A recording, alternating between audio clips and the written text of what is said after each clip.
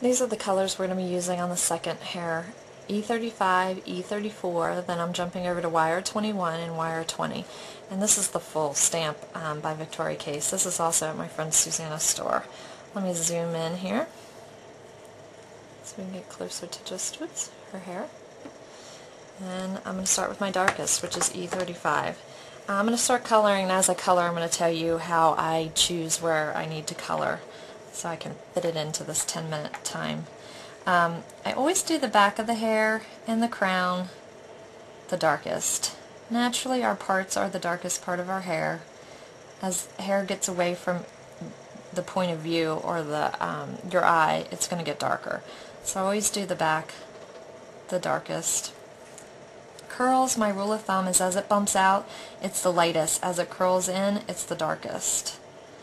I also like to have a little bit of hair, darker hair color around the face, especially when you're coloring, you know, lighter skin tones. It just makes the face pop out more. And I always like to do the tips of the hair as well.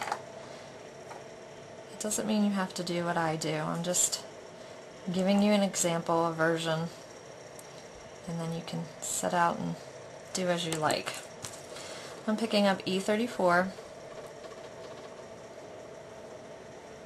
just one tone lighter than the E35.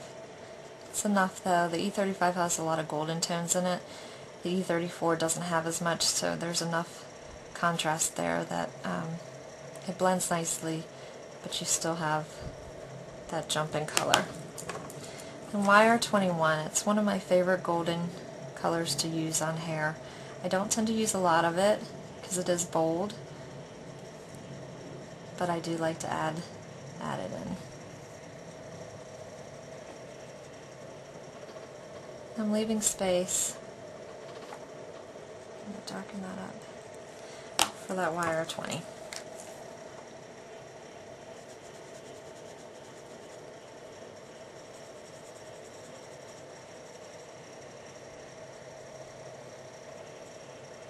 And now this is where I'll come in and I'll start blending some of these colors. This is E34.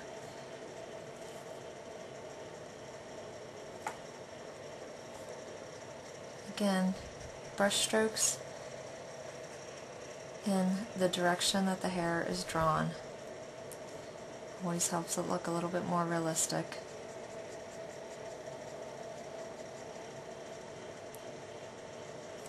Bump a little bit, and then wire 20 to fill in.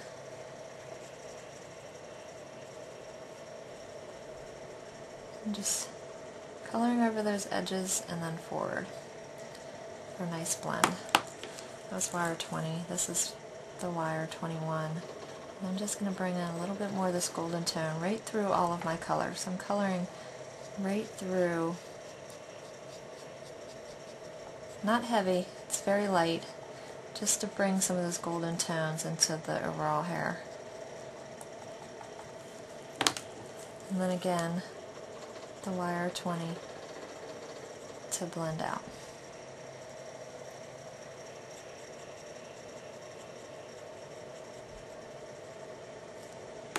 And you can come in, you can make the hair as dark as you want. You know, that's up to you. A lot of times I'll come in and just darken up a few of these sections.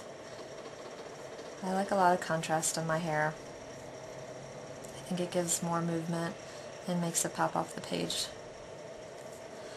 a little bit more. And, you know, like I said, as the ink dries, you'll find that, you know, colors get lighter. You may have to come back in and touch it up. Never think it's a one-time deal. I can assure you that I never color hair one time and let it go. I'm always playing with it.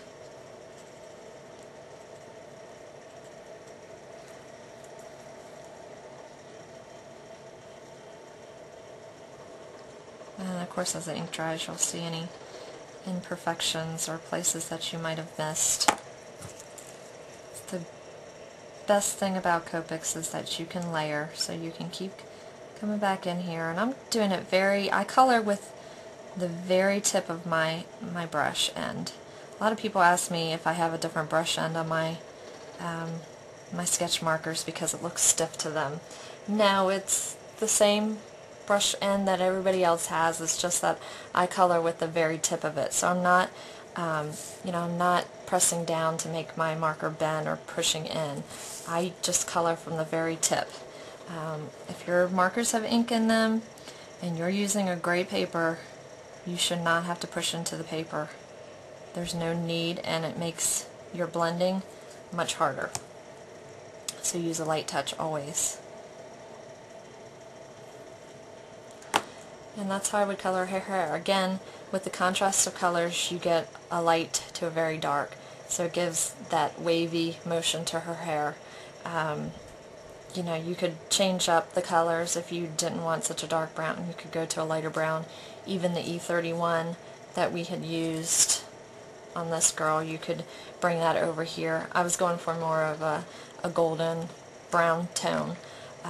So mix and match and play with your colors and your hair tones. If you're looking at this little girl and you're wondering how to color her hair, if you wanted to do it in blacks, I would leave the center panel of this hair for the lightest, and then each center as it comes down would be the lightest, because it's kind of bumped out there and facing you. As it goes towards the back and in towards her jawline, it would be the darkest. Same thing with the crown of her hair would be the darkest. So really look at the hair, how it's drawn. Again, my rule of thumb with curls is as it bumps out, it's light. As it curls in, it's dark. Just like as a fold, if you were coloring a fold, as something gets closer to you, the lighter it's going to be, the light's going to be hitting it there. But two different quick hairstyles and hair colors. So I hope you'll give those a try and try some other ones that you may like. So thanks for stopping in with me.